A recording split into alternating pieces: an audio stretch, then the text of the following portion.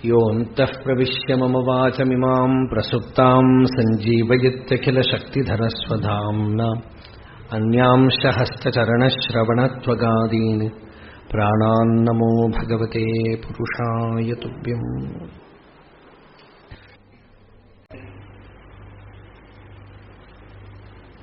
அந்த நிம்மதி சலிக்காத நிம்மதி, நிலகுலையாத நிம்மதி.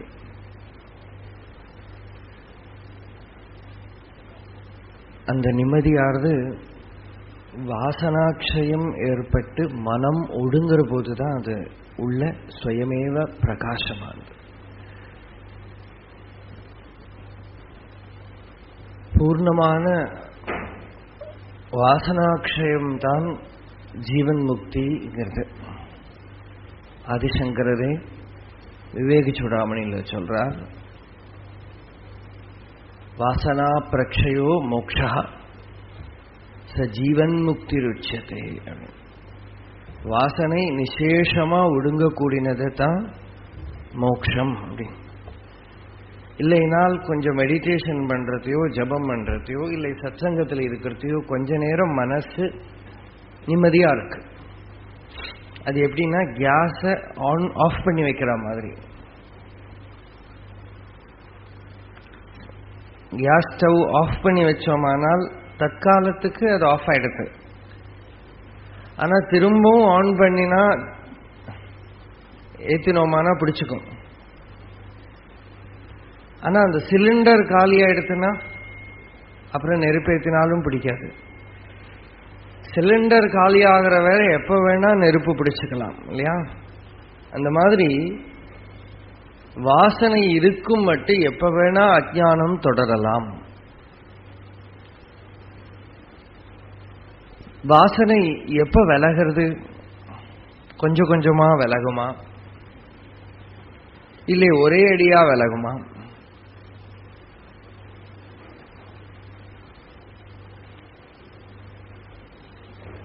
வாசனைக்கு பூரா மூலம் அகங்காரம் தான், ஜீவபாவம். அந்த ஜீவபாவம் விலகிவிடுத்தானால் வாசனையும் விலகிடணும்.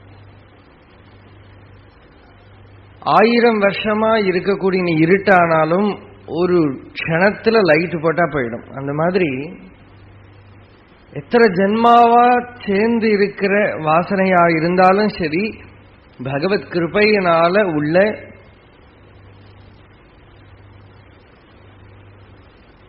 ஆத்ம சூரியன் உதிக்க சகிருத் விபாதம் சவிதுரு யதா பிரபா அப்படின்னு பாகவதம் சொல்றது. ஒரே ஒரு வாட்டி தான் அந்த பொழுது வெடியும். அந்த வெடிஞ்சாச்சுன்னா ஆச்சு. அப்படி அந்த சூரியன் உதிச்சதானால் இருட்டு விலகிற மாதிரி ஆத்மாவாக கூடின சூரியன் கிருபையினால ஜுவலிக்க நமக்குள்ளே இருக்கிற அஜ்ஞான இருள் விலகிறது. ஆதிசங்கரர் சிவானந்த லஹரியில சொல்றார், ரொம்ப அழகான ஒரு ஸ்லோகம். அமாவாசை அன்னைக்கு இருக்கிற இருட்டு ரொம்ப கூறு இருட்டு. அந்த இருட்டு கூட கார்த்தால ஒரே ஒரு சூரியன் உதிக்கிறதுக்குள்ள போயிடுறது. ஆனா பகவானே உன்னை கோடி சூரிய பிரபன் அப்படின்னு சொல்றா. அப்படி இருந்து எனக்குள்ள இருக்கிற இருட்டு ஏன் போகலை? ஏகோ வாரிஜ பாந்தவா क्षिति नभो व्याप्तं तमो मंडलम भित्वा लोचन गोचरोपि भवति त्वं कोटि सूर्य प्रभा. நீ கோட்டி சூரிய பிரபன். அதுக்கு நான் ஒன்ன குற்றம் சொல்லலை, எனக்குள்ள அவ்வளவு இருட்டு இருக்குங்கிறார். ஆனா எவ்வளவு இருட்டு இருந்தாலும் சூரியன் உதிச்சா போயிடும். சூரிய பிரகாசம் அந்த இருட்டுக்கிட்ட இருக்காது இல்லையா? சூரியன் கிட்ட போய் அதனால ஆத்மாவில் அஜ்ஞானம் இருக்குன்னு சொல்லவே கூடாது. அப்படி வேதாந்தத்துல சொன்னா வேதாந்தத்துக்கே பிழை வந்துடும். அஜ்ஞானம் எங்க இருக்கு? அஜ்ஞானத்தோட இடம் எங்கன்னு கேட்டா, ஆத்மாவை அஜ்ஞானம் மறைச்சிருக்குன்னா அஜ்ஞானம் ஆத்மாவை விட பலமாயிடும்.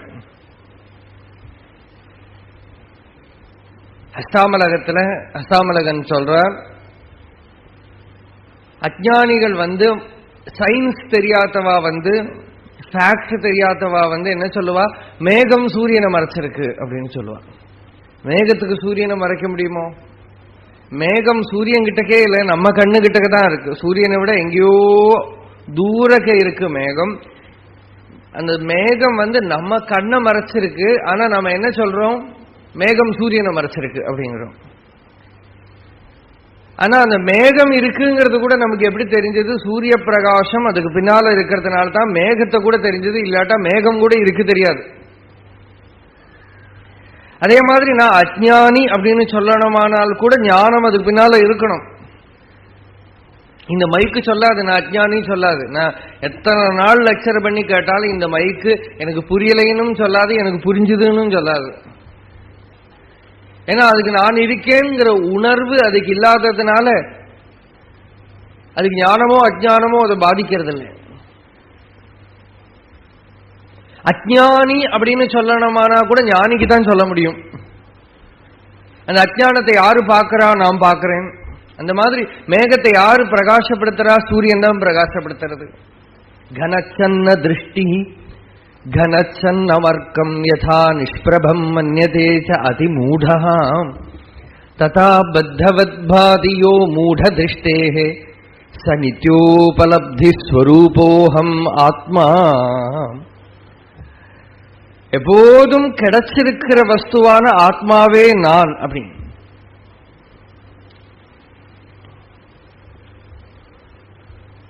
நித்திய சித்தன் ஆன ஆத்மாவே நான் அப்படின்னு ஹஸ்தாமலகன் சொல்றான். நான்ங்கிற உணர்வு இருக்கிறதுனாலதான் நான் அஜ்ஞானின்னு கூட சொல்ல முடியாது. அப்ப அஜ்ஞானம் சூரியனை மறைக்க முடியாது, இருட்டுக்கு சூரியனை பார்க்க முடியாது. யாரோ சொன்னாலாம் சூரிய பகவானை நீங்க போறதுக்குள்ள சாயந்தரம் ஆனா இருட்டு வந்து விடுறது. அதனால அப்ப சூரியன் கேட்கிறார் இருட்டு என்னன்னு கேட்கிறார். சூரியனுக்கு இருட்டு புரியுமா? முருகனார் சுவாமி சொல்றார் ஒரு இடத்துல, நம்ம அஜ்ஞானத்தை பகவான் கிட்ட போய் சொல்லணும்னு ரொம்ப ஆசையா இருக்கு. ஆனா என்ன பண்றது? முடியலை. ஏன் முடியலை? ஆனால் முடியலைன்னா இருட்டுக்கு சூரியனை பார்க்கணுங்கிற ஆசை வர்ற மாதிரி தான். இருட்டுக்கு சூரியனை பார்க்கணுங்கிற ஆசை அதுக்கு முடியுமா? என்னைக்காவது ஒரு நாளைக்கு அதுக்கு சூரியன் முன்னால போய் நிற்க முடியுமோ? அந்த மாதிரி பகவான் கிட்ட போய் நம்ம அஜ்ஞானத்தை சொல்லணும் அப்படின்னு போனா கூட அங்க போற சமயத்துல அது இருக்கிறது இல்லை. அந்த சந்நிதியில போற சமயத்துல அஜ்ஞானம் இருக்கிறது இல்லை. நம்மளும் அவரும் ஒன்னாயிடுறோம். அங்கேருந்து விலகிறத தான் திருப்பவும் அது வருது.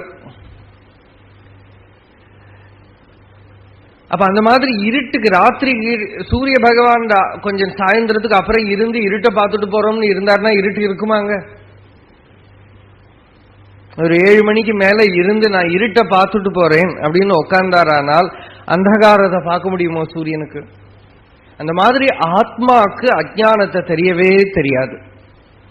ஸ்வரூபத்துக்கு அஜ்ஞானத்தை தெரியவே தெரியாது. ஸ்வரூபத்தை எதுவுமே மறைக்கலை.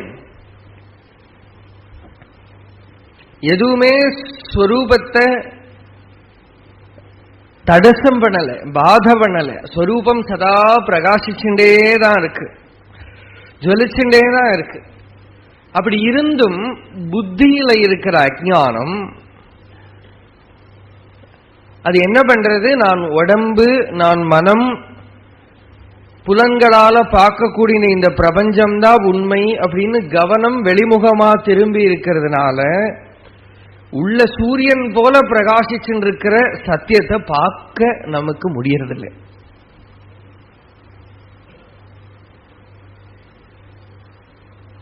பாகவதம் ஆரம்பிக்கத்தையே சதா நிரஸ்த குஹகம் சத்தியம் பரம் தீமகி அப்படின்னு ஆரம்பிக்கிறது. அதானது ஒருக்காவும் மறையாத சத்தியத்துக்கு நமஸ்காரம். அந்த சத்தியத்தை தியானம் பண்றோம் அப்படின்னா அந்த சத்தியம் மறையவே இல்லை. எனக்கு தெரியலைன்னா அதுக்கு என்ன பண்ண முடியும்? சத்தியம் பிரகாசிச்சுட்டே தான் இருக்கு. அந்த சத்தியமாவே தான் நான் இருக்கேன். சுவாமி விவேகானந்தர் டெட்ராய்ட்ங்கிற இடத்துல பிரவச்சனம் பண்றத பிரவச்சனம் பண்ணி கொஞ்ச நேரம் ஆறதுக்குள்ள அந்த அட்மாஸ்பியர்லாம் இட் வில் பி சார்ஜ். பெரிய யோகியோ இல்லையோ, ஞானிகள் சந்நிதி ரொம்ப முக்கியம். அந்த சந்நிதினாலதான் அவளை புரிஞ்சுக்க முடியும். அவரே சொல்லியிருக்கார் பின்னால, பேசுறது வேதாந்தமா இருக்கும், ஆனா கேட்கிறவா இருக்காளே பஜனைக்கு ஆடுற மாதிரி ஆடுவாளாம் சிலப்போ, ஆனந்தத்துல, அந்த லஹரியில. அந்த மாதிரி ஒரு அட்மாஸ்பியர். அதுவும் பாம்பு போடுற மாதிரி அடிக்கடி நீ பிரம்மம், நீ அந்த பூர்ண வஸ்து, it is sin to call you a sinner, you are that absolute truth, இப்படி எல்லாம் சொல்றத அந்த டைமுக்கு அவளுக்கு புத்திக்கு புரியாட்டா கூட அந்த டைமுக்கு தே ஸ்டாண்ட் ஸ்டில், அந்த நிலையில நிற்கிறான். அதுக்கப்புறம் வெளியில வந்துட்டு கொஞ்சம் யங்ஸ்டர்ஸ் அவ பேசிப்பாளாம், இந்த சுவாமி ஏதோ நம்மளை மெஸ்மரிசம் பண்றார் போல் இருக்கு, அவர் பேச ஆரம்பிச்சுட்டார்னா என்னவோ ஆறுது, ஏதோ ஹிப்னோடைஸ் பண்றாரு போல் இருக்கு, யாரும் நம்மளை ஹிப்னோடைஸ் பண்ண நம்ம ஒத்துக்கப்படாது, அவரை ஹிப்னோடைஸ் பண்றார், அதுல விழுந்துடப்படாது. அடுத்த நாளைக்கு அவர் பேச ஆரம்பிச்சதும் எகெயின் தி சேம் திங். கொஞ்ச நேரத்துல ஒரு பொண்ணு என்ன பண்ணா, அவ பட்டுன்னு எழுந்திருந்து sir you are hypnotising us அப்படின்னா. அப்ப அவர் சொன்னாராம், my dear child, there is no need to hypnotize you for me, there is no need to hypnotize you because you are already hypnotized. I am only dehypnotizing you, I am only waking you up. நான் உன்னை மயக்கலை, நீ மயங்கிதான் இருக்க, பிரமத்துல தான் இருக்க, மாயை என்னென்ன கதை சொல்றதோ அதையெல்லாம் நம்பின்னு இருக்க. ஆண்னு சொல்லி கொடுத்தா ஆண் நம்புறேன், பொண்ணு சொல்லி கொடுத்தா பொண்ணு நம்புறேன், பிராமணன் சொல்லி கொடுத்தா பிராமணன் நம்புறேன், சூத்ரன் சொல்லி கொடுத்தா சூத்ரன் நம்புறேன், கிறிஸ்டியன் சொல்லி கொடுத்தா கிறிஸ்டியன் நம்புறேன், ஹிந்துன்னு சொல்லி கொடுத்தா ஹிந்துன்னு நம்புறேன். அந்த மாயை என்ன கதை சொல்லி கொடுக்கறதோ அதை நம்பின்னு இருக்கியோ இல்லையோ, யூ ஆர் ஆல்ரெடி ஹிப்னோடைஸ்ட். நான் உன்னை ஹிப்னோடைஸ் பண்ணல, அந்த தூக்கத்திலேருந்து அந்த கனவு, நெடும் கனவு, தீர்க்கஸ்வப்னம், அந்த தீர்க்கஸ்வப்னத்திலேருந்து ஒன்னு எழுப்புறேன் நம்மதான். அந்த எழுப்புற வேலை இருக்கே அதுதான் அருள், அதுதான் கிருபைங்கிறது. குருவுக்கு அதுதான் வேலை, எழுப்புற வேலை. ஒரு நாளைக்கு ரமண பகவான் கிட்ட ஒரு கூலி வேலை பண்றவன் ஒரு அம்மா, அவ அவ குடும்ப கஷ்டங்கள்லாம் சொன்னா. காவியகண்ட கணபதி முனிவர் கிட்டக்கு உட்கார்ந்துருக்கார். இந்த அம்மா தன் கஷ்டத்தை எல்லாம் சொல்ல, பகவான் எல்லாத்தையும் பொறுமையோட கேட்டு கொஞ்ச நேரத்துக்கு அப்புறம், கொஞ்ச நேரம் பேசவே இல்லை பகவான், அதான் பகவானோட யூஷுவல் வே. அதுக்கப்புறம் பகவான் அந்த அம்மா கிட்ட, நீ இவ்வளவு கஷ்டம்னு சொன்னீங்க இல்லையோ, இந்த கஷ்டம் எல்லாம் உனக்கு தூங்குற போது இருந்ததோ? இல்லையே பகவானே, தூங்குற போது இல்லை, எனக்கு கார்த்தால எழுந்திருந்த அப்புறம் தான் திரும்பவும் அதெல்லாம் ஞாபகத்துக்கு வருது. அப்ப இந்த கஷ்டங்கள்லாம் உன்னோடது அல்ல, உன்னோட ஞாபகத்தோட, உன்னோட மனசோட கஷ்டங்கள். மனசு எழும்புறத கஷ்டங்கள்லாம் எழும்புறது, மனசு அடங்குறத கஷ்டங்கள்லாம் அடங்கிறது. இந்த கஷ்டங்கள்லாம் ஒன்ன சேர்ந்ததா இருந்தால் தூக்கத்திலையும் இருந்திருக்கணும், உன்னை விட்டு போகாம இருந்திருக்கணும். ஆனா மனம் விலகிற போது அந்த கஷ்டங்கள் விலகிடுறது, மனம் கிளம்புற போது கஷ்டங்கள் கிளம்புறது. அதனால கஷ்டங்கள் உங்ககிட்ட இல்லை, மனசுலதான் இருக்கு. இந்த மனசு நீன்னு நினைச்சுக்கிறதுனாலதான் அந்த கஷ்டங்கள்லாம் உன்னோடதான் உனக்கு தோன்றது, இந்த மனசு நீ அல்ல அப்படின்னு ஆத்ம வித்தையை உபதேசம் பண்ணார். அந்த அம்மாவுக்கு புரிஞ்சதோ இல்லையோ கொஞ்ச நேரம் உட்கார்ந்துருந்தா. ரொம்ப சிம்பிள் சத்தியம். ஆனா நம்ம பிரெயின் ரொம்ப காம்ப்ளெக்ஸா இருக்கிறதுனால சிம்பிளா இருக்கிறதெல்லாம் புரிஞ்சுக்காது. அது ரொம்ப காம்ப்ளெக்ஸா ஏதாவது சொன்னாதான் புரியும். அந்த அம்மா உட்கார்ந்துட்டு இருந்தா, கொஞ்ச நேரத்துக்கு அப்புறம் எழுந்திருந்து போனா. அப்ப காவியகண்டர் பகவான் கிட்ட, பகவானே இந்த பொம்மநாட்டிக்கு போய் நீங்க இப்படி உபதேசம் பண்றீங்களே, அவ படிப்பு கிடையாது, எதுவும் தெரியாது, அவளுக்கு வேதாந்தம் தெரியுமா, ஆத்மான்னு சொன்னா தெரியுமா, ஏதோ நாராயண நாமம் சொல்லவோ, சிவ பஞ்சாட்சரி ஜபம் பண்ணவோ, ராமநாமம் ஜபம் பண்ணவோ ஏதோ சொன்னா அவ பண்ணுவா. அவ குடும்ப கஷ்டத்தை கொண்டு வரா, நீங்க பிரம்ம வித்தியை உபதேசம் பண்றது. எங்கிட்ட வந்திருந்தா நான் ஏதோ பஞ்சாட்சரமோ ஏதோ உபதேசம் பண்ணியிருப்பேனே அப்படின்னு காவியகண்டர் சொல்ல, பகவான் இது கேள்விப்பட்டு பகவான் சொன்னாரா, அவாளுக்கு எது எது தெரியுமோ அதாவது அவாவா உபதேசம் பண்ணுங்கோ, எனக்கு இதுதான் தெரியும் ஓய் அப்படின்னு. இது எனக்கு பெரிய பாடம். என்னன்னா, இவன் பேசுறதுக்கு கூட நிறைய பேருக்கு அப்ப எப்ப பார்த்தாலும் ஒரே பிரம்ம வித்தியே சொல்லிட்டு இருந்தா கொஞ்சம் அப்புறம் வர வேண்டாமா? பகவான் நமக்கு காட்டி கொடுத்த வழியேன்னு எனக்கு இதுதான் தெரியும், போய் கேட்கறதுன்னா கேளுங்கோ, இல்லாட்டா போங்க. அதைத்தான் நம்ம கொடுக்கணுமே தவிர நம்ம கிட்ட இல்லாததை நம்ம சேர்த்துண்டு கொடுக்க வேண்டியதில்லை. சத்சங்கம்ங்கிறது என்ன? எனக்கு எது பிரயோஜனப்பட்டதோ அது மாத்திரமே நான் பேசப்படும்.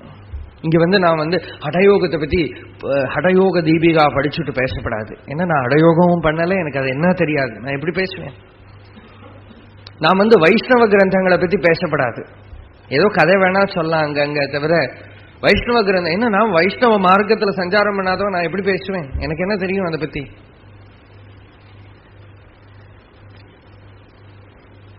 அது ஒரு ஆஸ்பெக்ட். வேற ஒரு ஆஸ்பெக்ட் பகவான் சொல்றதுல இது என்னன்னா, பகவானுக்கு நன்னா தெரியும் பகவான் எதுக்கு அங்க இருக்காருங்கிறது.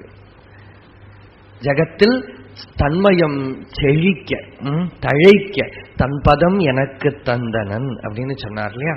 ஜகத்துல பூரா இந்த பிரம்ம வித்யை பரவணும், அதுக்குதான் ரமணருடைய ஆவிர்வாவம். அதனாலேயே பகவான் சொல்றார், யாரா இருந்தாலும் சரி குரங்குக்கு உபதேசம் பண்ணினான். ஒரு குரங்குக்கு அந்த பிராணிமித்திர பகவான்கிற புஸ்தகத்துல அந்த இன்சிடென்ட் போட்டிருக்கான். இருந்தாலும் அது கொஞ்சம் விரிவா கேட்டது ரொம்ப ரசமா இருக்கும். பச்சையம்மன் கோவில்ல பகவான் இருக்கிற போது அங்க கிட்டக்கு ஒரு மாமரத்துல நிறைய மாங்காய் இருக்கு. ஒரு முஸ்லீம் அதை வாடகைக்கு எடுத்திருக்கான் மாங்காய் பறிக்கிறதுக்கு. நிறைய குரங்கு வரும், குரங்க விரட்டுறதுக்கு ஒரு பையனை கல்லு கொடுத்து உட்கார வச்சிருக்கான். அந்த பையன் கல்லை விட்டு அடிச்சுட்டே இருப்போம். ஒரு குரங்கு மண்டையில பட்டு கொடுத்து குரங்கு போயிடுச்சு. இந்த குரங்கு எல்லாமே உட்காந்து அழறது அந்த குரங்கு கிட்டக்க. பகவான் அங்க வர, பகவான் தான் இவாளுக்கு ஜூரிஸ்டிக்ஷன். பகவான் கிட்டக்க உட்காந்து எல்லாமே அழறதான். பகவான் அது கிட்ட உட்காந்துண்டு, அழாதே, பிறந்தவனெல்லாம் ஒரு நாளைக்கு இருக்கணும். சரீரத்துக்கு தான் மரணமே தவிர ஆத்மாவுக்கு மரணம் கிடையாது. தன்னை உணர்ந்தால் அவனுக்கு துக்கம் கிடையாது. தான் உடம்பெல்லாம் தெரிஞ்சு கொடுத்தனா துக்கம் கிடையாது. இது குரங்குக்கு சொல்றான். அந்த குரங்குகளும் நிம்மதியா கேட்டுன்னு இருக்கு.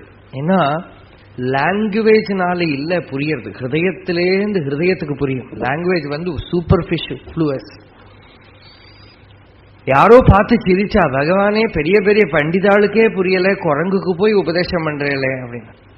பகவான் சிரிச்சுன்னு சொன்னாரா, ஆமாமா, உங்களுக்கும் நிறைய பேருக்கு சொல்றேன், உங்களுக்கும் புரியறதில்லை. குரங்குக்கு சொல்றேன், குரங்குக்கும் புரியறதில்லை.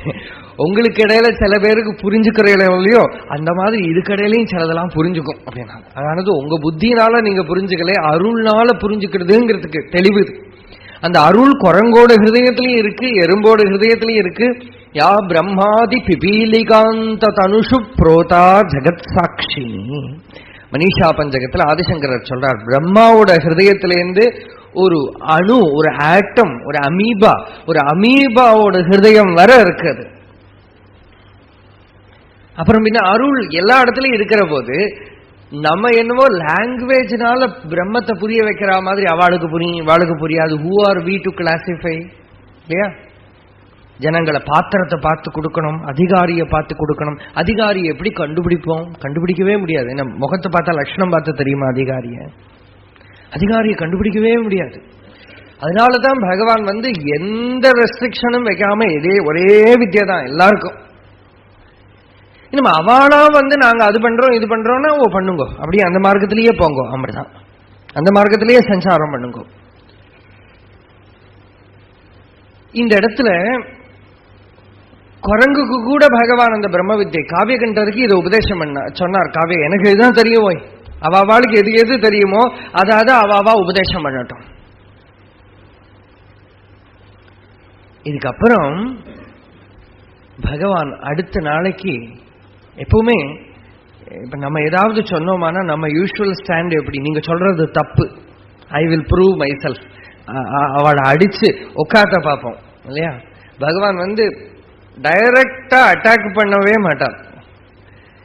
அட்டாக் பண்றதே கிடையாது பகவான் கிட்ட. he will never try to prove himself right. அன்னைக்கு சொன்ன பிறகு அடுத்த நாளைக்கு கேஷுவலா தான் அதுக்கு ஆன்சர் வரும். அன்னைக்கு அந்த டாபிக் போயிடுத்து, அடுத்த நாளைக்கு பகவான் ரொம்ப கேஷுவலா ஒரு கதை சொல்றாரு. ஏன் எல்லாருக்கும் பிரம்ம வித்யையே உபதேசம், ஒருத்தர் குடும்ப கஷ்டம்னு சொல்லிட்டு வரத பொண்ணுக்கு கல்யாணம் ஆகலை அழறவர்கிட்ட போய் ஆத்மாவை தெரிஞ்சுக்கோன்னு ஏன் சொல்றோம்? குழந்தை பிறக்கலைன்னு அழறவர்கிட்ட போய் குழந்தை பிறக்கிறதுக்கு என்ன அனுகிரகம் பண்ணா ஆத்மாவை தெரிஞ்சுக்கோன்னு சொன்னா என்ன பிரயோஜனம்? உடம்புக்கு வியாதி அழறவங்கிட்ட போய் நீ ஆத்மாவை தெரிஞ்சுக்கோன்னா என்ன பிரயோஜனம்? இது யூஸ்வல் கொஸ்டின். ஒரு யூஸ்வல் ஒரு புரோவர்ப் மாதிரியே சொல்லுவா, பசிக்கிற வயத்துக்கு வேதாந்த ஓதி பிரயோஜனம் இல்லை அப்படின்பா. சாப்பாடு தான் வேணும், அப்ப போய் வேதாந்தம் சொல்லி என்ன பிரயோஜனம்? இதெல்லாம் யூஸ்வல் கொஸ்டின். ஆனா இதுல இருக்கிற ட்ராப் பகவான் அடுத்த நாளைக்கு ஒரு சின்ன ஒரு அனெக்டோட் மாதிரி சொல்லி காட்டி கொடுக்கிறார். என்ன சொல்றாருன்னா, அடுத்த நாளைக்கு 2 பேர் ஒரு ரூம்ல படுத்துன்னு இருக்கா. ஒருத்தர் தூங்கல, ஒருத்தர் உட்கார்ந்து ஏதோ படிச்சுட்டோ ஏதோ உட்கார்ந்து இருக்கார். கிட்டக்கு படுத்துட்டு இருக்கிறவர் சுகமா தூங்குறார். தூங்குறவர் கனவு காண்றார். கனவுல அவர் பீரோ நிறைய பணம் தங்கம் எல்லாம் வச்சிருக்கிற மாதிரியும், அந்த பீரோவை ஒரு திருடன் உடைச்சு அந்த நகையெல்லாம் எடுத்துட்டு ஓடுற மாதிரி இவருக்கு கனவு. இந்த கனவுல இவர் திருடனை துரத்துறார். அந்த திருடன் இவனை 4 போடு போட்டுட்டு அடிச்சுட்டு ஓடுறான். இவன் கனவுல கத்துறான், அந்த திருடனை பிடிங்கோ, என்னோட நகையை திருப்ப, அந்த திருடனை அடிச்சு அந்த நகையை வாங்கி கொடுங்கோ அப்படின்னு எல்லாரையும் கூப்பிடுறான் கனவுல. இவன் கத்துறது தூக்கத்திலேருந்து நினைவுலையும் கத்துறான், திருடன் திருடன் திருடனை பிடிக்கணும்னு கத்துறான். இந்த கிட்டக்க தூங்காம உட்கார்ந்துட்டு இருக்கானே, அவன் திருடனை பிடிக்க ஓடுவனா அப்படின்னு கேட்கிறார் பகவான். இவன் தூங்காம உட்கார்ந்து இருக்கிறவன் திருடனை பிடிக்க ஓடுவனா, இல்ல போலீஸ் கேஸ் ஃபைல் பண்றதுக்கு போவனா, இல்ல ஏதாவது விதத்துல அவனோட ஸ்வப்பனத்தில் இருக்கிற திருடன் அந்த நகைங்கிற அந்த டீலிங்ஸ்ல ஏதாவது பார்ட் இவனுக்கு இருக்கா? இந்த தூங்காம இருக்கிறவன் என்ன பண்ணுவன்? தூங்கின்னு இருக்கிறவனை எழுப்புவன். அம்மதான் இல்லையா? எழுப்பியாச்சுன்னா அங்க நகையும் இல்லை, திருடனும் இல்லை, திருட்டு போகவும் இல்லை, நான் சுகமா தூங்கின்னு இருக்கேன். ப்ராப்ளம் இஸ் ப்ரால்பிரண்டன் சொல்றார் ஒரு இடத்துல பகவானை பார்த்தப்புறம், problems need not be solved, problems must be dropped. Because ஒண்ணும் இல்லை, சால்வ் பண்ணணும் சங்கல்பம் தான். இந்த கனவுல திருடனை பிடிக்க போற மாதிரி தான். அந்த கனவுலேந்து உணர்ந்தால் அதுதான் சாஸ்வதமான பரிகாரம். தற்கால பரிகாரங்கள்லாம் இருக்கு பாருங்க. அந்த கனவுலயே ஒரு கால ஒரு போலீஸ் வரலாம், அப்புறம் அவன் திருடம் பின்னால ஓடலாம். அதெல்லாமே கனவோட பார்ட்டு தான். ஆனா வாஸ்தவத்துல பண்ற அனுகிரகம் என்ன? இந்த கனவுலேந்து இவனை எழுப்புறது தான். கனவுலேந்து இவனை எழுப்பினால் பிரச்சனை அங்கேயே முடிஞ்சுடுத்து. அந்த எழுப்புறது இருக்கே, அதுதான் அருள், அதுதான் கிருபை. அந்த கிருபை பண்ணறதுக்கு தான் நமக்கு ஞானியா இருக்கிற ஒரு குரு, ஒரு ஆச்சாரியன் தேவைப்படுறார்.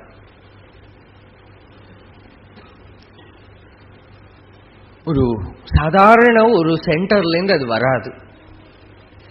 அனுபூதி உள்ள ஒரு இடத்திலேருந்து தான் இன்னொரு இடத்துக்கு அனுபூதி வரும்.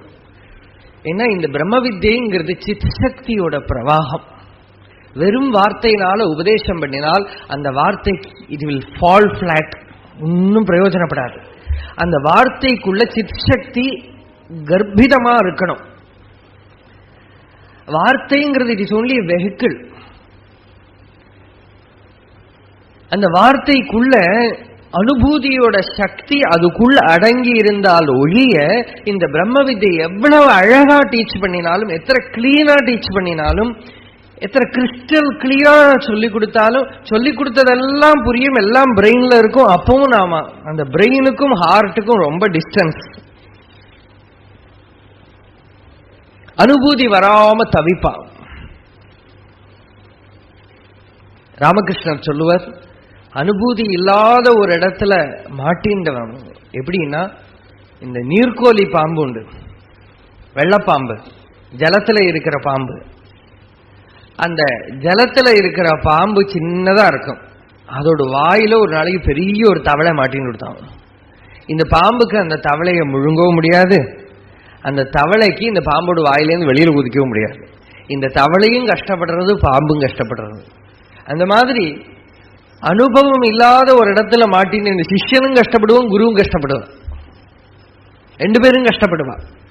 பாகவதத்துல மத்ஸ்யாவதார ஸ்துதியில இது சத்யவர்தன் சொல்றார். அசக்ஷுர் அந்தஸ்ய யதாக்ரணீஹி கிருதா ததா ஜனஸ்ய அவிதுஷா அபுதோ குருஹு அப்படிங்கிறார். அப்ப பகவானே தான் நமக்கு குருவா வரணும். லோகத்துல அறிவில்லாதவா என்னோட குரு உன்னோட குரு சண்டை போட்டுக்கிறா. ஆனா ஒரே ஒரு குரு தான் உள்ளது, அநேக குருக்கள் கிடையவே கிடையாது. இந்த மத்ஸ்யாவதார ஸ்துதியில பாகவதத்துல அந்த சத்யவிரதன் சொல்றார், பகவானே நீ ஒருத்தன் தான் குரு, அல்லாம அந்த குரு இந்த குரு கிடையாது, நீ ஒரே ஒருத்தன் தான் குரு. ஈஸ்வரன் மட்டும்தான் குருவாய் இருக்க முடியும். குருவாய் வருவாய் அருள்வாய் குஹனே அப்படின்னு அருணகிரிநாதர் பாடினார் இல்லையா. குரு ஈஸ்வரன் தான். ரமண பகவானே சொல்றார், ஒரு ஜீவன் சம்சார தாபத்தினால தவிக்க அதுலேருந்து வெளியில வரத்துக்கு ஈஸ்வரன் கிட்ட பிரார்த்தனை பண்றது, கரையேற்றுறதுக்கு. அந்த ஈஸ்வரனே என்ன பண்றார், இவரோட அந்தராத்மாவையே ஈஸ்வரனா கல்பிச்சுன்னு பிரார்த்தனை பண்ண அந்த ஈஸ்வரனே வெளியில ஒரு குருவா வரார். குருவா வந்து நம்ம வெளிமுகமா இருக்கிற மனசை உபதேசத்தினால உன்முகமா திருப்பி, அந்த உன்முகமா மனசை திரும்பி விடுத்துனா வெளியில இருக்கிற குரு அப்புறம் தேவையில்லை. உள்ள இருக்கிற ஆத்மாவா அந்த குரு சக்தியே மனசை அடக்கி ஹிருதயத்துல சமாதி பண்ணிவிடும். அப்ப குரு தத்துவம்ங்கிறது சூக்ஷ்மமான தத்துவம். அருளுக்கு பேர் தான் குரு, கிருபாசக்தி தான் குரு. அப்போ ரமண பகவானுக்கு யாரு குரு? எல்லாருக்கும் குரு வேணும்னு சொல்றோம். ரமண பகவானுக்கு யாரு குரு? நிறைய பேர் சொல்ற ரமணருக்கு குருவே இல்லை அப்படின்னு. அது குருங்கிறத பத்தி புரிஞ்சுக்காததுனால பகவானே சொல்ற எனக்கும் குரு இருக்கார் அப்படிங்கிறார்.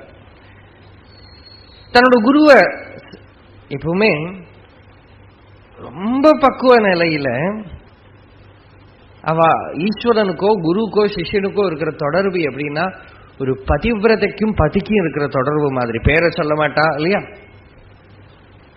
அவ கை சூண்டி காட்ட மாட்டா. பகவானே சொல்றார், அருணாச்சல நவமணி மாலையிலையோ எதுலையோ வருதே, அருணாச்சலத்தை பத்தி கேட்க தலை குனி சிலையென வைத்தாய் அப்படிங்கிறார்.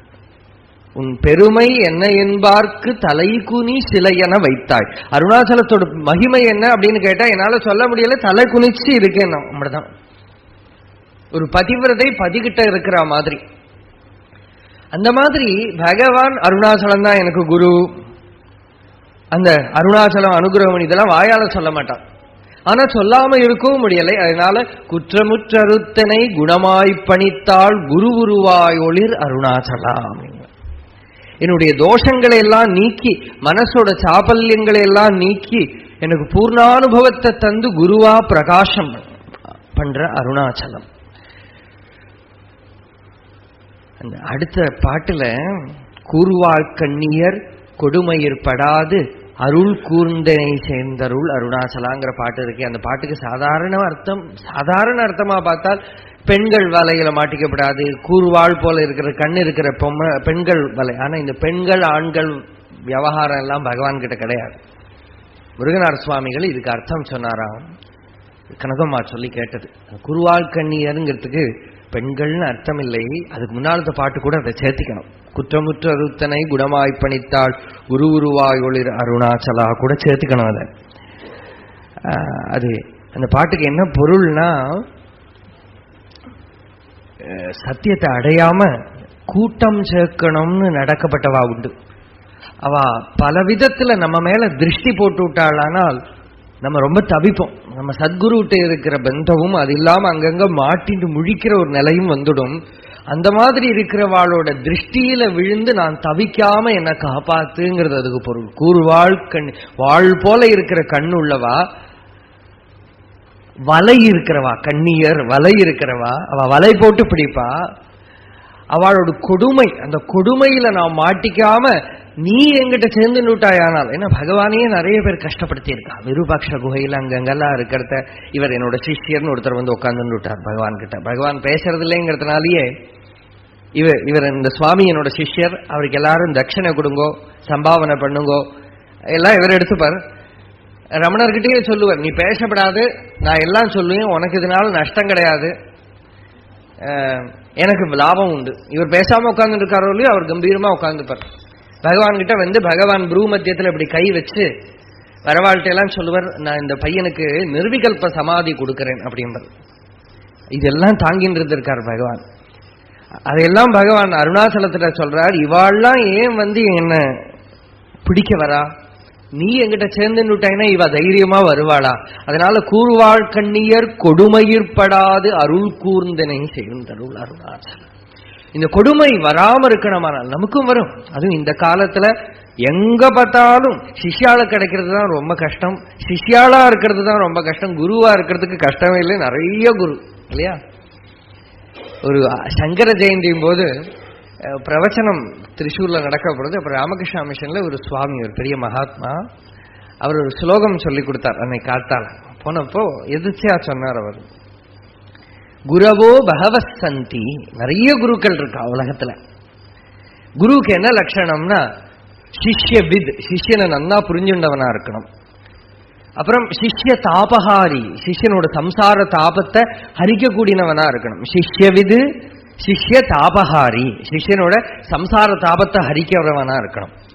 ஆனா இப்ப காண்ற அதிகம் குருக்கள் எப்படி இருக்கானா, இது ரெண்டையுமா ஜாயின் பண்ணினா பொறுமாம். சிஷ்யவிது தாபஹாரி சேர்த்துண்டா சிஷ்ய வித்தாபஹாரி அப்படின்னு. சிஷ்ய வித்தம்னா சிஷ்யனோட பாக்கெட் பணம், அது எவ்வளவு இருக்கோ அதை அபகரிக்கிறது சிஷ்ய வித்த அபஹாரி அப்படின்னு. அப்ப இந்த ஸ்லோகம் சொன்னார் அவர், குரவோ பகவசந்தி சிஷ்ய வித்தாபஹாரிணா தமேகம் சங்கரம் வந்தே சிஷ்ய சந்தாபஹாரிணம் அப்படின்னார். அந்த சங்கரனுக்கு நான் நமஸ்காரம் பண்றேன். அவன் யாரு? சிஷ்ய சந்தாபஹாரிணம், சிஷ்யனோட சந்தாபத்தை சம்சார தாபத்தை ஹரிக்கக்கூடியவன்.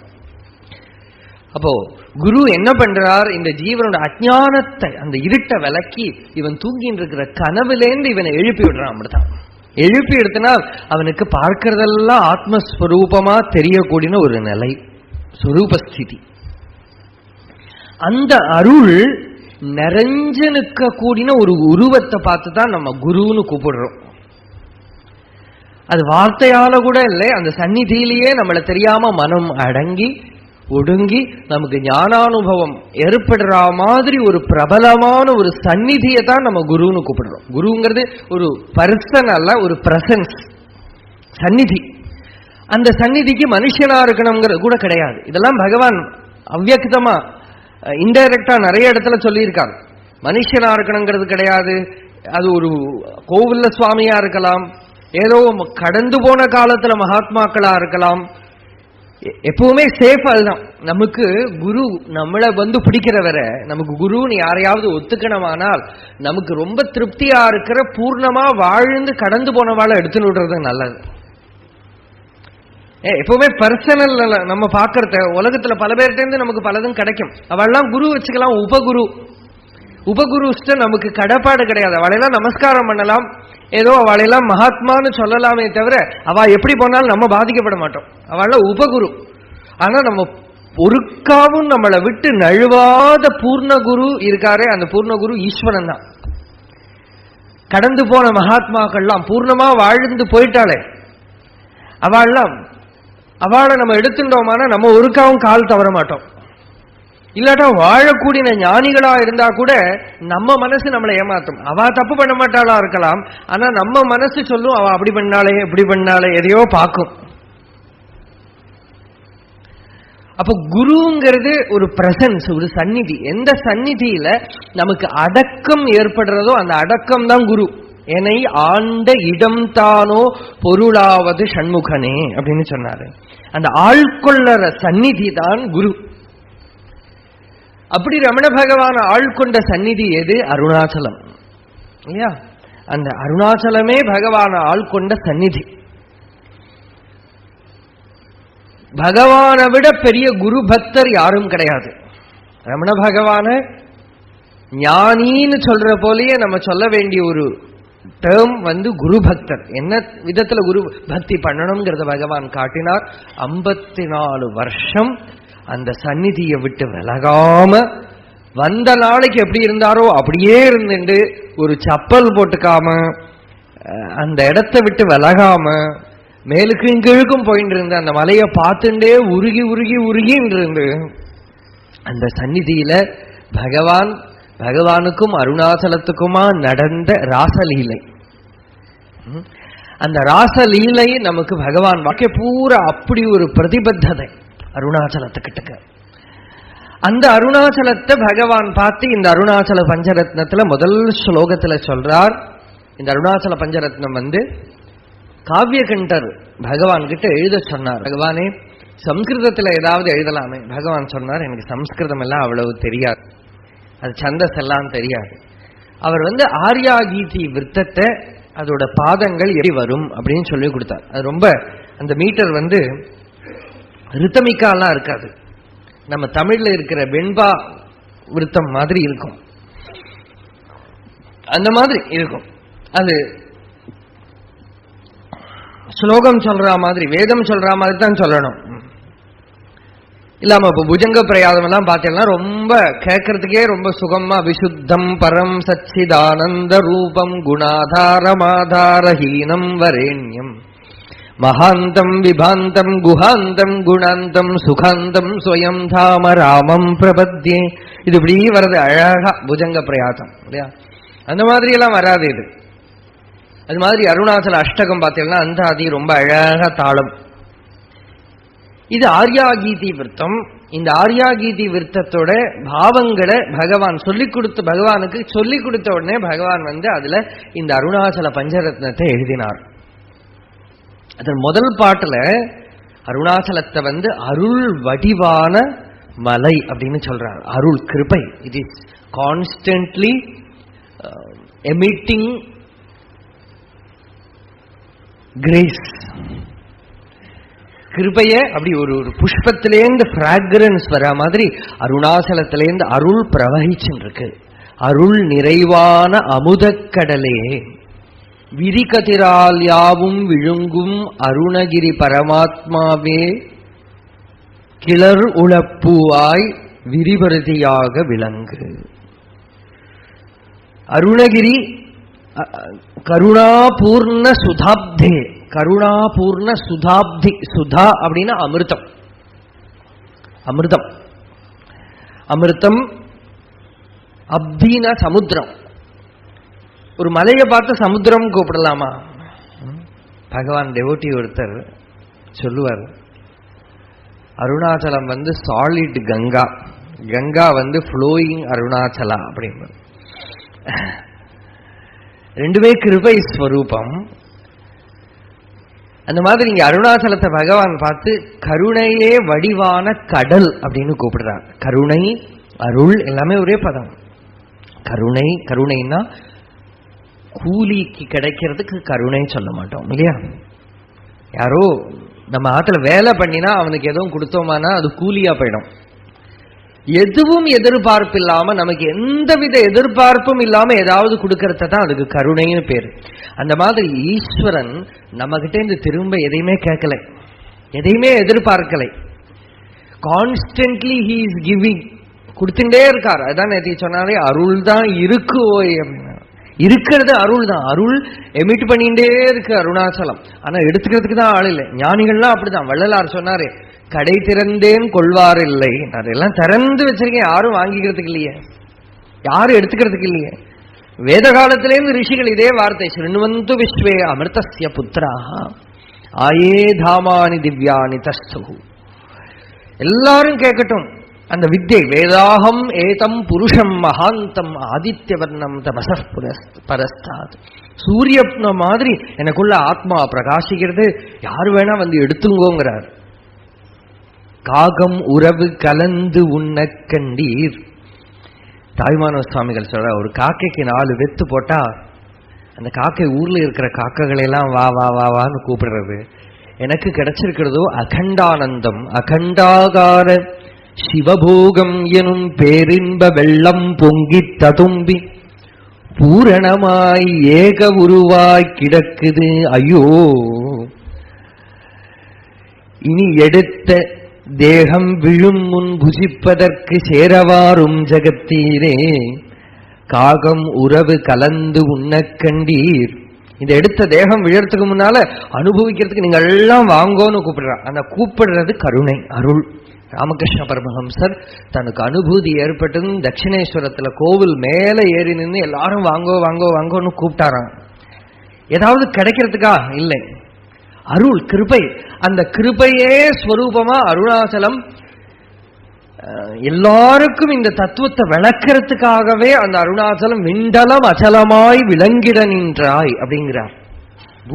ஆகாசம் முட்ட மலையா எல்லாருக்கும் இந்த கிருபையை கொடுக்கணுங்கிறதுக்காகவே நிற்கிறது. முருகராஜ சுவாமிகள் சொன்னார், தேவப்பெரியவர்களாயிருக்கிற விஷ்ணுவுக்கும் பிரம்மாவுக்கும் கூட அடிமுடி காண முடியாத அந்த அக்னி ஸ்தம்பம், அப்புறம் அம்பாள் வேண்டின்றதுனால எல்லாருக்கும் கிருபை பண்ண மலையா நின்னது. மலையா நின்னப்போ யாரும் புரிஞ்சுக்கலை. மலையில எங்கேயோ அவரே சித்த யோகியா உட்கார்ந்தார், அப்பவும் யாருக்கும் புரிஞ்சுக்க முடியலை. அப்பவே எல்லாருக்கும் அருள் பண்ண பார்க்கிறவாளுக்கெல்லாம் எடுத்து பருகலாம்ங்கிற மாதிரி இருக்கிற அமிர்த ரூபத்தை தாங்கி ரமண பகவானா வந்தது அப்படின்னு. ஒரு பெண்ணானையை விட்டு மற்ற ஆணைகளை பிடிக்கிற மாதிரி அருணாச்சலம் என்ன பண்ணிட்டு மனுஷனை பிடிக்கிறதுக்கு ஒரு மனுஷ உருவத்தை விட்டுதான். அந்த மனுஷ உருவத்தை விட்டு மனுஷனை பிடிக்கிறதுக்கு அந்த ரமண பகவானை விட்டு அது ஒரு அருள், அது ஒரு கிருபா ஆவிர்பாவம். ஆவிர்பாவம். இங்க பகவான் என்ன சொல்றார்? கருணா பூர்ண சுதாப்தே. இது காவிய வார்த்தை அல்ல. கவிதையெல்லாம் நிறைய சொல்லுவா, ஏதோ சொல்லுவா, கல்பனைகள்லாம் சொல்லுவா. அந்த மாதிரி கல்பனை அல்ல இது. ஓரோ பதவும் பகவான் கவிகளை மாதிரி கல்பனைகள் பேசுற ஆளு இல்லை சாதாரணமா.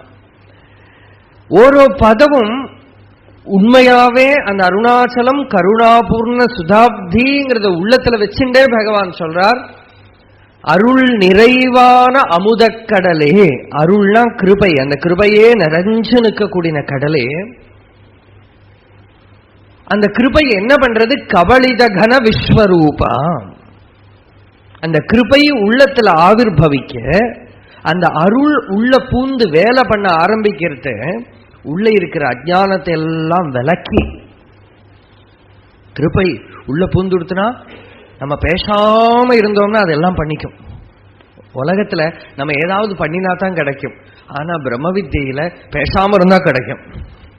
பேசாம இருக்கிறது தான் கஷ்டமா இருக்கு இல்லையா? பேசாம இருந்தா அந்த கிருபையை இன்டரப்ட் பண்ணாம இருப்போம் நாம. அந்த கிருபை உள்ள பூந்து பகவானோட கிருபை. அதனால்தான் சும்மா இரு சொல்லற அப்படின்னார். அருணகிரிநாதருக்கு உபதேசம். ரமண பகவானும் அதே பதத்தை அக்ஷரமண மாலையில சொல்றார். சோம்பியாய் சும்மா சுகம் உண்டு உறங்கிடில் சொல்வேரங்கதி அருணாச்சலா. அதுல நான் அப்படின்னு எழுந்துடுத்துனா அந்த சுகம் உண்ண முடியாது. சுகம் உண்டுன்னா சுகமா சாப்பிட்டுன்னு அர்த்தம் இல்லை. சுகத்தை உண்ணறது, ஆத்மானுபவமாகிற சுகத்தை உண்ண முடியாது. இன்டரப்ஷன் வந்துடும் நடுவுல. அந்த இன்டரப்ஷன் வராம இருக்கிறதுக்கு தான் சும்மா இரு அப்படின்னு உபதேசம். அந்த சும்மா இருக்க முடியாம நான் திரும்பவும் ஏதோ பண்ணிட்டு இருந்தோமானால் குருவோட கிருபை கிடைச்சால் அதுக்கப்புறம் என்ன பண்ணணும்? கண்ணுடைய வள்ளலார் சொல்றார், இந்த உடம்பு விளக்கு, அதுல வாசனை எண்ணெய், அகங்காரம் திரி. குரு என்ன பண்றார்? நெருப்பை ஏற்றி விட்டுடுறார். நெருப்பை ஏற்றி விட்டா நீ என்ன பண்ண? பேசாம இருக்கணும். பேசாம இருந்தால் எண்ணெய் வத்தி போய் திரி கரிஞ்சு போய் தனிய விளக்கு அணையும். அதாவது வாசனை கழிச்சு அகங்காரமும் இல்லாம ஆய் அந்த ஞானமும் ஒடுங்கிறத பூர்ண அனுபவம் ஏற்படும். இது அதுக்கு போய் திரும்பவும் எண்ணெய் விட்டு கொடுத்து திருப்பியும் திரிய தோண்டி கொடுத்து புது திரிய போட்டு எல்லாம் பண்ணிட்டு இருந்தால் குரு கிருபை வேலை பண்றது பிரயோஜனப்படாம போயிடும். அந்த குரு கிருபை அருள் வேலை பண்றது கருணாபூர்ண சுதாப்தே. அது உள்ள பூந்து கொடுத்தனா என்ன பண்றது? கபளித கன விஸ்வரூபா. இந்த விஸ்வம் இருக்கே கனீபூதமா நமக்கு தெரியறது விஸ்வம். அது கனங்கிறது அங்கே இங்கேயும் சேர்த்துக்கலாம். விஸ்வம் பூரா நமக்கு அப்படி கான்கிரீட் ஃபார்ம்ல தெரியறது. இருக்கு அப்படின்னு தோன்றதே, இல்லைன்னு சொன்னா தெரியறதே அப்படின்னு we will affirm. அந்த விஸ்வத்தை பகவான் எடுத்து கபளனம் பண்ணி விடுறாராம். கபளனம் பண்றதுன்னா ஸ்வாலோயிங், முழுங்குறது. அந்த கிருபை, அந்த ரேடியன்ஸ்ல உலகமே மறைஞ்சு போயிடுறது, சொக்கி போயிடுறது. கபலிதகன விஸ்வரூபா அருணாச்சல பரமாத்மன், பரமாத்மாவாயிருக்கிற அருணாச்சலா, நீ சூரியன். அருண அச்சலம், செம்மலை, செவந்த மலை. அது பார்த்தா இங்க என்னென்ன கல்பனைகள்? ஒன்னு கடல் கூட கல்பனை, மலை கூட கல்பனை, சூரியன் கூட கல்பனை. இதுக்கு உல்லேகம் சொல்லுவா அலங்காரம். அந்த சூரியன் ஜொலிக்கிற மாதிரி அருணனா நீ வரணும். எதுக்குன்னா என்னுடைய ஹிருதயமாகிற தாமரை விரிய. அருணோபவ மம சித்த கஞ்ச சுவிகாசாய. கஞ்சம்னா தாமரை, தாமரை விரியம். அக்ஷரமண மாலையில பகவான் சொல்றார், அருணாச்சலா நீ வண்டு மாதிரி என் முன்னால நிக்கிறியே, உன் தாமரை விரிஞ்சா நான் உட்கார்ந்துக்கிறேன் நிக்கிறாராம. நீ சூரியன், உன்னுடைய கிரணம் பட்டாத்தான் இந்த ஹிருதயமாகிற தாமரை திறக்கும். அதனால கிரணாவல்யா அருணாச்சல பரமாத்மன் அருணோபவ மம சித்த கஞ்ச சுவிகாசாய கருணாபூர்ண சுதாப்தே கபலிதகன விஸ்வரூப கிரணாவல்யா. கிரணம், கிரணாவலி அப்படின்னால் அந்த கிருபையோட கிரணங்களோட கூட்டம். ஆவலி அப்படின்னா கூட்டம். தீபாவளி சொல்றோம், தீபங்களுடைய ஆவலின்னா கூட்டம் நிறைய. அது மாதிரி பகவானுடைய கிருபை கிரணங்கள் நிறைய நம்ம மேல பட உள்ளே இருக்கிற அஜ்ஞானத்தை அது விலக்கி ஹிருதய தாமரை திறக்கிறது. அருணோபவ மம சித்த கஞ்சம். கஞ்சம்னா தாமரை. அதனால்தான் பகவானுக்கு கஞ்சலோச்சனன் அப்படின்னு பேரு. கஞ்சலோச்சனன் அப்படின்னு பேரு. அந்த ஹிருதயமாகிற கஞ்சம் விரிய நீ உன் கிரணத்தை என் மேல விடு. அந்த கிரணம் என் ஹிருதயத்துல ஸ்பர்ஷமாச்சானால் என்னுடைய ஹிருதயமாக கூடின தாமரை திறக்கும். திறந்துதானால் எனக்கு அனுபூதி ஏற்படும். அதனால பகவானே உன் கிரணத்தை என் ஹிருதயத்துல விடு. இதுதான் முதல் ஸ்லோகம். இது நமக்கெல்லாம் பகவான் கிட்ட இருக்கிற கிருபைக்காக இருக்கிற பிரார்த்தனை. நம்மளும் பிரார்த்தனை பண்ணிக்கிற போது, ஹே அருணாச்சலமே, உன் கிரணம் கிருபை என் ஹிருதயத்தில் விழுந்ததானால் எனக்குள்ள ஸ்ரத்தை உணரும். ஸ்ரத்தை உணர்ந்தால், அந்த ஸ்ரத்தை எழுந்திருந்ததானால் அந்த ஸ்ரத்தையினால நான் ஆத்மாவை பார்க்க முடியும். இதுக்குதான் நம்ம சத்சங்கத்தை நாடுறோம். சத்சங்கத்தை நாடுறது. இப்பெல்லாம் சத்சங்கத்துக்கு என்ன சொல்றா? கிளாஸ்ன்னு சொல்றா. சத்சங்கம் கிளாஸ் ஆக முடியாது, கிளாஸ் சத்சங்கம் ஆக முடியாது. கிளாஸ்ல போய் நம்ம ஏதாவது கத்துப்போம். சத்சங்கம் கத்துக்கிறது அல்ல. கற்ற அறிவால் உனை நான் கண்டவன் போல் சூது ஆடில் குற்றம் என்று என் நெஞ்சே குதிக்கும் பராபரமே. தாய்மானவ சுவாமிகள் சொல்றார், நான் படிச்சதுனால உன்னை பார்த்தவன் மாதிரி வேணா சொல்லலாம், எனக்கே எனக்குள்ள குத்திகிட்டே இருக்கும் அப்படின்னு. அப்போ ஏதாவது படிக்கிறதுக்கு அல்ல இந்த சத்சங்கம். சத்சங்கம் அங்க மகாத்மாக்கள் யாராவதெல்லாம் வருவா, அந்த சந்நிதி எல்லாமா சேர்ந்திருக்கும். ஞானிகளை, சந்துக்களை, சாதுக்களை எல்லாம் போய் பார்க்க கொஞ்சம் கொஞ்சம் இந்த கிரணாவலி நம்ம மேல விழும். அது அவளோட கிரேஸ் அல்ல. நம்ம அவா கிரேஸ், நம்ம அவா போட்டோ உடனே வச்சுன்னு பூஜை பண்ண ஆரம்பிச்சிடுவோம். அவளோட கிரேஸ் அல்ல. They are only channels. அவா ஹிருதயத்துல இருக்கிற அந்த ஈஸ்வர தத்துவம் இருக்கே, அந்த ஈஸ்வர தத்துவம் அவளை ஒரு மார்க்கமா வச்சுட்டு நம்ம மேல பிரவகிக்கிறது மட்டும்தான். இல்லைன்னா நம்ம என்ன பண்ணுவோம்? அப்பதான் அந்த கிரேஸ் வரக்கூடியது பாகத்தை நம்ம இப்போ அது இந்த குரு அந்த குரு நினைச்சுன்னு அந்த குருக்களே வர்த்திச்சுன்னு இருப்பா. சைவ சித்தாந்தத்தில் அதனால நல்ல ஒரு மார்க்கம் கண்டுபிடிச்சுட்டா. ஏதாவது ஒரு மகாத்மா சமாதி ஆனாரானால் மேல சிவலிங்கத்தை வச்சு விட்டுரு. எல்லாமே சிவமயமா பண்ணணும். செப்பரேட் பர்சனாலிட்டிஸ் இருக்கக்கூடாது. இல்லாட்டா இது பெருத்துட்டே இருக்கும். எல்லாருக்குள்ளாரையும் ஒரே பரமேஸ்வரனோட கிருபை தான் பிரவகிக்கிறது அங்கிறது உணரணும். அந்த பரமேஸ்வர தத்துவம் தான் குரு தத்துவம். இந்த அருணாச்சல பஞ்சரத்துல முதல் ஸ்லோகம் குரு கிட்ட இருக்கிற பிரார்த்தனை. உன்னுடைய கிருபை என் மேல விழுந்ததானால் எனக்குள்ள இருக்கிற ஹிருதய தாமரை திறக்கும். ஹிருதய தாமரை திறந்தாத்தான் எனக்கு ஆத்மானுபவம் உண்டாகும். அதனால் உன் கிருபையே என் மேல விடு. நீ ஆத்மானுபவ சூரியனா ஜொலிக்கணும். அப்பதான் எனக்கு அனுபூதி ஏற்படும் பிரார்த்தனை. அடுத்த ஸ்லோகம் நாளைக்கு பார்ப்போம். அருணாச்சல சிவ அருணாச்சல சிவ அருணாச்சல சிவ அருணாச்சலா அருணாச்சல சிவ அருணாச்சல சிவ அருணாச்சல சிவ அருணாச்சல